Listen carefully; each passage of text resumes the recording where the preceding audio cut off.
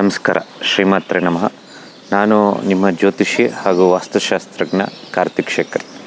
ಇವತ್ತು ವಾಸ್ತುಶಾಸ್ತ್ರದಲ್ಲಿ ನಾವು ಮೊದಲನೇದಾಗಿ ಮಾಡುವಂಥದ್ದು ಒಂದು ಸೂಕ್ತವಾದ ಜಾಗವನ್ನು ಆಯ್ಕೆ ಮಾಡ್ಕೊಳ್ಳುವಂಥದ್ದು ನಮ್ಮ ಮನೆಯನ್ನು ಕಟ್ಟಲಿಕ್ಕೆ.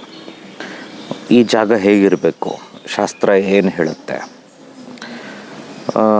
ನೀವು ಒಂದು ಮನೆಯನ್ನು ಕಟ್ಟಲಿಕ್ಕೆ ಪೂರ್ವ, ಪಶ್ಚಿಮ, ಉತ್ತರ, ದಕ್ಷಿಣ ಈ 4 ದಿಕ್ಕಲ್ಲಿ ಯಾವುದಾದ್ರೂ ಒಂದನ್ನು ಆಯ್ಕೆ ಮಾಡ್ಕೋಬೋದು. ಯಾವುದು ತೊಂದರೆ ಇಲ್ಲ. ಯಾವುದನ್ನು ಆಯ್ಕೆ ಮಾಡ್ಕೋಬಾರ್ದು ಅಂದರೆ ಆಗ್ನೇಯ, ನೈಋತ್ಯ, ವಾಯುವ್ಯ, ಈಶಾನ್ಯ ಈ ದಿಕ್ಕುಗಳಿಗೆ ಮುಖ ಮಾಡಿರುವಂಥದ್ದು. ಅಂದರೆ ಈಗಿನ ಕಾಲದಲ್ಲಿ ನಿಮಗೆ ಭಾಳ ಸುಲಭವಾಗಿ ಒಂದು ಮ್ಯಾಗ್ನೆಟಿಕ್ ಕಂಪಾಸ್ ನಿಮಗೆ ಆನ್ಲೈನಲ್ಲೂ ಸಿಗುತ್ತೆ, ಇಲ್ಲ ನಿಮ್ಗಳಿಗೆಲ್ಲ ಮೊಬೈಲ್ ಫೋನಲ್ಲೇ ಮ್ಯಾಗ್ನೆಟಿಕ್ ಕಂಪಾಸ್ ಇರುವಂಥದ್ದು ಇರುತ್ತೆ. ಮ್ಯಾಗ್ನೆಟಿಕ್ ಕಂಪಾಸಲ್ಲಿ ನೀವು ದಾರಿಯ ಕಡೆ ನಿಮ್ಮ ನಿವೇಶನದ ಮುಂದೆ ರಸ್ತೆ ಇರುತ್ತಲ್ಲ, ಆ ಕಡೆಗೆ ಮುಖ ಮಾಡಿ ನಿಂತರೆ ನಿಮ್ಮ ಕಂಪಾಸಲ್ಲಿ 90 ಡಿಗ್ರಿ, ಅಂದರೆ ಪೂರ್ವ ಅಂದರೆ 90 ಡಿಗ್ರಿ, ದಕ್ಷಿಣ ಅಂದರೆ 180 ಡಿಗ್ರಿ, ಪಶ್ಚಿಮ ದಿಕ್ಕು ಅಂದರೆ 270 ಡಿಗ್ರಿ, ಹಾಗೆ ಉತ್ತರ ಅಂದರೆ 0 ಡಿಗ್ರಿ, 0 ಡಿಗ್ರೀಸ್. ಈ ದಿಕ್ಕುಗಳಿಗೆ ನಿಮ್ಮ ಕಂಪಾಸ್ ತೋರಿಸಿದರೆ ಅದು ಸೂಕ್ತ.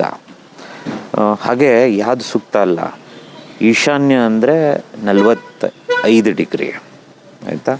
ಈಗ ಆಗ್ನೇಯ ಅಂದರೆ 90 ಡಿಗ್ರಿ ಹಾಗೂ 180 ಡಿಗ್ರಿಗಳ ಮಧ್ಯೆ, ಆಯಿತಾ. ನೈಋತ್ಯಕ್ಕೆ ಮುಖ ಮಾಡಿರುವಂಥದ್ದು, ಹಾಗೆ ವಾಯುವ್ಯಕ್ಕೆ ಮುಖ ಮಾಡಿರುವಂಥದ್ದು.